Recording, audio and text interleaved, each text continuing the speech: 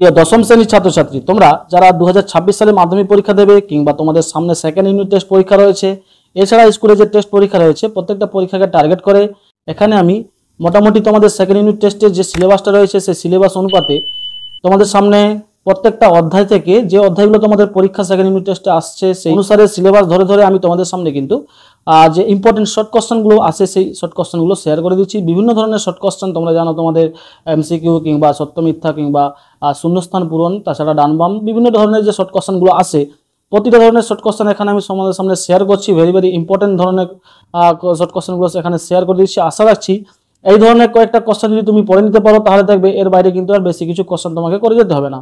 তো চলো প্রথমে যে দ্বিতীয় অধ্যায় তোমাদের সামনে রয়েছে সেই দ্বিতীয় অধ্যায় থেকে বায়ুমণ্ডল যে অধ্যায়টা রয়েছে দ্বিতীয় অধ্যায়, সেই দ্বিতীয় অধ্যায়ের শর্ট কোশ্চেনগুলো তোমাদের সামনে বলে দিচ্ছি, সেগুলো একটা করে দেখে নাও।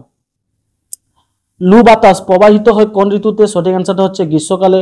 নেক্সট কোশ্চেন দেখো, দক্ষিণ পূর্ব আয়ন বায়ুর গতিবেগ কত? না 24 কিমি পার আওয়ার বা পার ঘন্টা। নেক্সট কোশ্চেন দেখো, বৃষ্টিপাত পরিমাপ করা হয় কোন যন্ত্রের সাহায্যে? সঠিক অ্যান্সারটা হচ্ছে রেন গজ।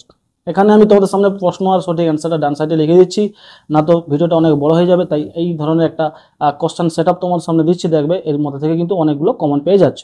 এখানে আমি হাতে গোনা দেখে নাও, তোমাদের সামনে মাত্র প্রতিটা অধ্যায় থেকে 10 থেকে 15টা করে কোশ্চেন দিয়েছি। আশা রাখছি এরই মধ্যে তোমরা কমন পেয়ে যাচ্ছ।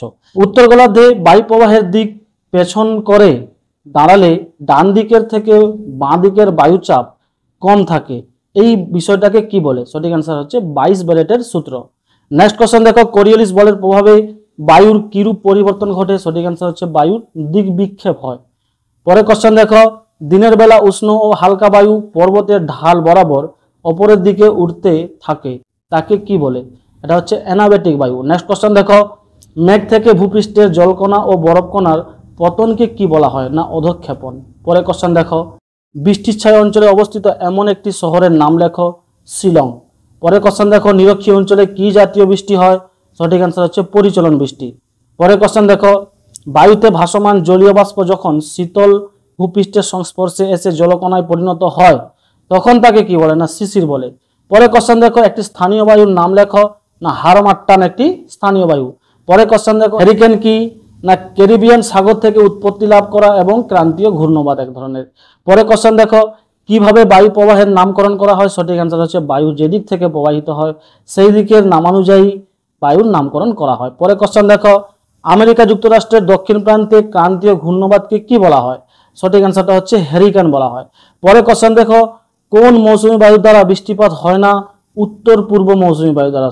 ভালো করে মনে রাখবে, কোশ্চেনটা ভেরি ভেরি ইম্পর্টেন্ট রয়েছে। অর্থাৎ এখানে যে ধরনের আমি কোশ্চেন দিয়েছি মোটামুটি হাতে গোনা, তোমাদের বায়ুমণ্ডল থেকে 15টার মতো শর্ট কোশ্চেন দিলাম, প্রত্যেকটা কোশ্চেনই কিন্তু ইম্পর্টেন্ট।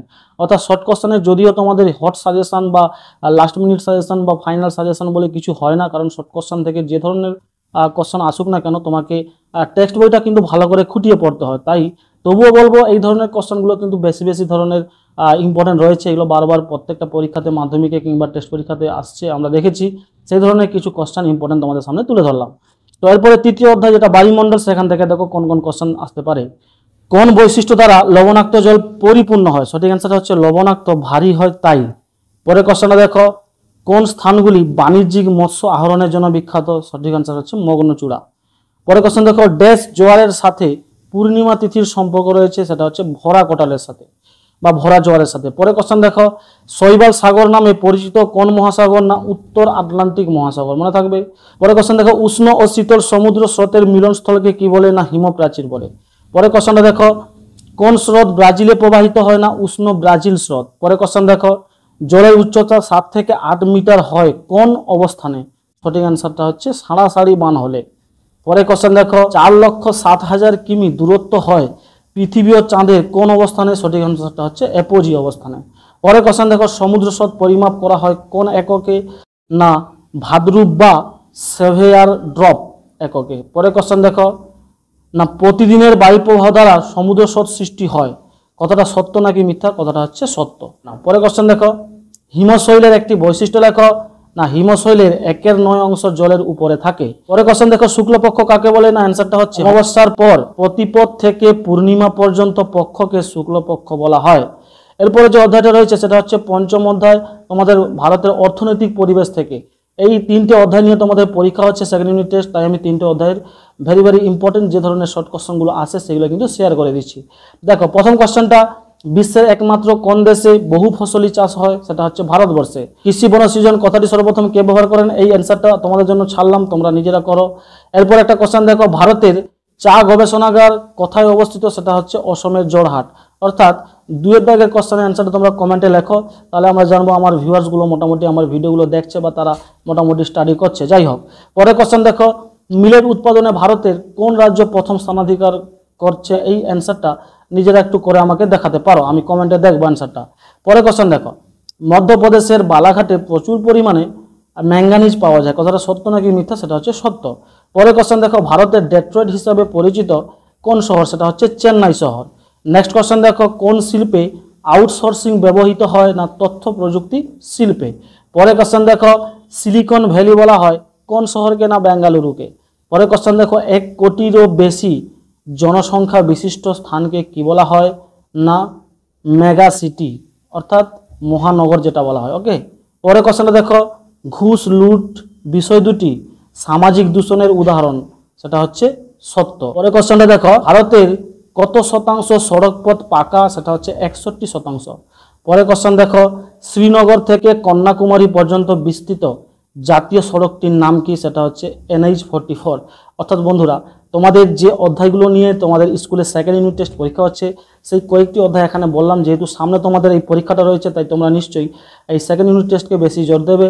তাই আমি সেকেন্ড ইউনিট টেস্টের মাপে তোমাদের সামনে কিন্তু শর্ট কোশ্চেনগুলো শেয়ার করলাম, যে অধ্যায় থেকে সেকেন্ড ইউনিট টেস্টের প্রশ্নগুলো আসবে সেইগুলোই বললাম। পরবর্তীকালে যখন তোমাদের টেস্ট পরীক্ষা হবে কিংবা ফাইনাল পরীক্ষা হবে, অবশ্যই আমি তোমাদের সামনে সেই ধরনের কোশ্চেনগুলো নিয়ে আসবো।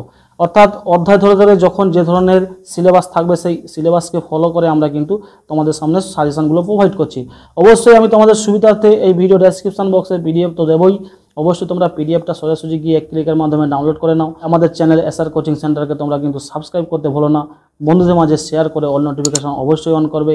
এবং তোমরা কমেন্টের মাধ্যমে জানাও পরবর্তী কোন সাবজেক্টের বিষয়ে তোমরা সাজেশন কিংবা নোটস কিংবা PDF পেতে চাইছো।